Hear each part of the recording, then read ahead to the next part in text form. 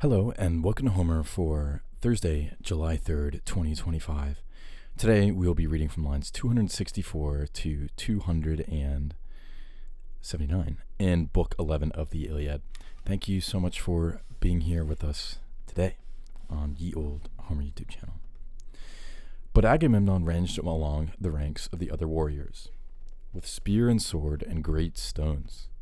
Megaloisi teker madioisi. So long as the blood welled yet warm from his wound. But when the wound waxed dry, and the blood ceased to flow, and then sharp pains came upon the mighty son of Atreus. And even as when the sharp dart striketh a woman in travail, the piercing dart that the Elethuiae, the goddesses of childbirth, send, even the daughters of Hera that have in their keeping bitter pangs, even so sharp pangs came upon the mighty son of Atreus. Then he leapt upon his chariot and bade his charioteer drive to the hollow ships, for he was sore pained at heart. And he uttered a piercing shout and called to the Danaans, My friends, leaders, and rulers of the Argives, do ye now ward from the seafaring ships the grievous din of battle, for Zeus the counsellor suffereth me not to war the whole day through against the Trojans. Awesome, let's sing it.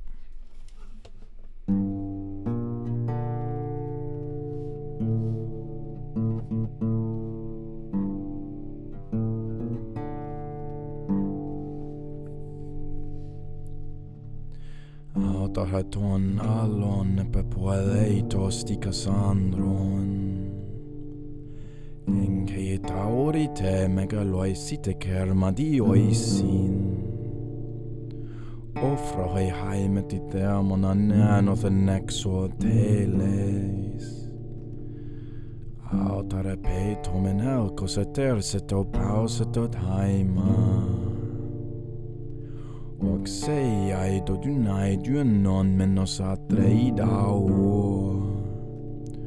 Ostotan odinus anakebe Ostotan odinus anakebe los oxugunaika Trimutate proiesimo gostokoieleithuiai Eres tu gateres picras odienos acusai Osoxei odunai duenon menos atreidao Esti fronda noruse kai heni okoe petelei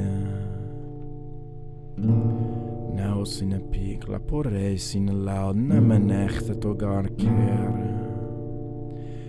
Eusen dedi aprusion da noisinge goanos O piloi argeion hegetores merontes Humeis men nuanausin muanete ponto poroisi Vuelo pinar galen peuoceme metietas deus Ei asetro esi panne merion polemisdein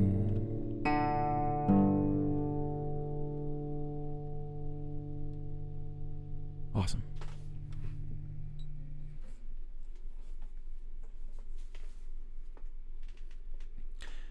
In the Iliad, a very strong form of pain is difficult to describe because it's one thing to say, oh, I have a hole in my arm. It's another thing to say, oh, I miss my family. It's another thing to say, oh, I rue everything that has brought me to this very moment. It's another thing to make the listener feel that, right? And like most things in the Iliad, these things have been proven over many generations and cycles of verse construction in order to come up with the most empathetic ways for people to feel things that are going on in the poem, for people to understand what the heroes are going through. And to that end, it is very interesting that one of the most common metaphors for pain that we find in the Iliad is the pangs of childbirth brought upon by the Elethuiae, who are the daughters of Hera, who have these pains in their charge. These pains, mogostokoi, right? So the bearing of children. These sharp pains, right? And you sort of have this great parallel 4 lines here, right? If we break down this whole passage, right? I personally would go probably something like this. We have 3 here. He's going through until the wound is dry, right? So when it stops being wet, right? When it's all dried up, right? Hell kosa tearseto, right? Paosata dahaima, right? Then, the pains come upon him. So 3 and then 2. And then we have another 3 here, and this is sort of describing hos, right? This is the beginning, right? As the pains, right, come upon, the sharp pains come upon a woman who's giving birth. Hos okse odunai, right? Again, odunai odi nusan, right? Hos odunai junon menosatre idao, right? So too did the pains come across Agamemnon, come to Agamemnon, right? And his heart is heavy. And then the last sequence is this, thing of 5 lines in which he shouts out to his Achaean brothers. I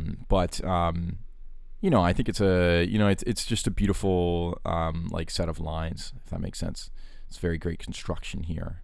And it is very touching that, the audience of the Iliad, maybe they're like sitting in their great big, warrior palace in the Bronze Age or the Dark Age following the Bronze Age collapse, or, even 8th, 7th, 6th century BC, sort of like early Greek, geometric period kind of style dwellings.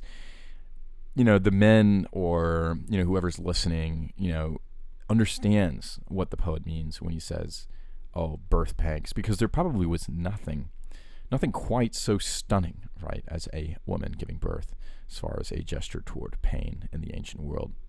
Probably because, when a woman is giving birth, I mean, it's just such a great shock to the system, such a great and seriously impressive pain.